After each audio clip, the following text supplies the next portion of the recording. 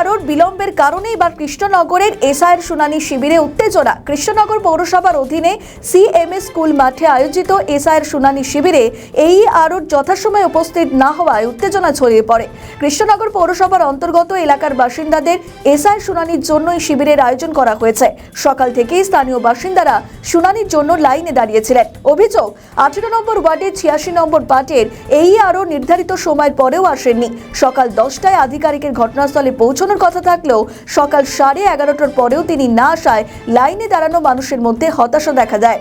এর ফলে বিক্ষোভকারীরা ঘটনাস্থলে বিক্ষোভ দেখাতে শুরু করেন। তারা অভিযোগ করেন যে আরোরা প্রতিদিন দেরিতে আসছেন। এর ফলে শুনানির জন্য আসা মানুষদের হয়রানির শিকার হতে হচ্ছে। নির্ধারিত সময়ের প্রায় 1.5 ঘন্টা পর যখন আরও অবশেষে পৌঁছান, তখন উত্তেজিত বাসিন্দারা তাকে ঘিরে ধরেন এবং বিক্ষোভ দেখান। পরে শুনানি প্রক্রিয়া শুরু হলে পরিস্থিতি স্বাভাবিক হয়। সকাল 10টা থেকে লোকে দাঁড়িয়ে আছে। এই যে বারবার অভিযোগ উঠছে আপনার বিরুদ্ধে যে আপনি করে দিচ্ছি, শোনো না কি হয়েছে বিষয়টা কিছু না, মোবাইলটা পড়ে গেছিল, মোবাইলটা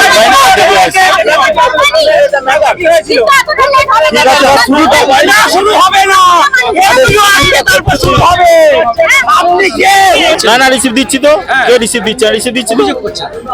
দিচ্ছি শোন, আস্তে আস্তে আস্তে রিসিভ দিচ্ছি। ডকুমেন্ট ভেরিফিকেশনটা আমি বলছি পরে নিয়ে যেতে, রিসিভ দেওয়া হচ্ছে তো।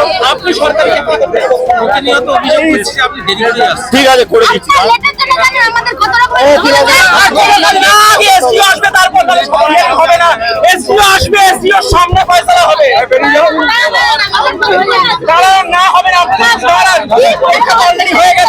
কোনো স্ট্যাম্প নেই, কোনো ডেট নেই, এই রসিদের কোনো দামও নেই।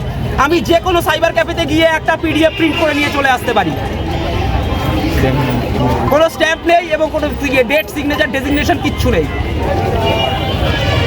আমাদের ভিডিও ভালো লাগলে লাইক ও শেয়ার করুন। কমেন্ট সেকশনে আপনাদের মতামত জানান। আরও ভিডিও পেতে আমাদের চ্যানেলটিকে সাবস্ক্রাইব করুন এবং প্রতি মুহূর্তে খবরের আপডেট পেতে প্রেস করুন বেল আইকন।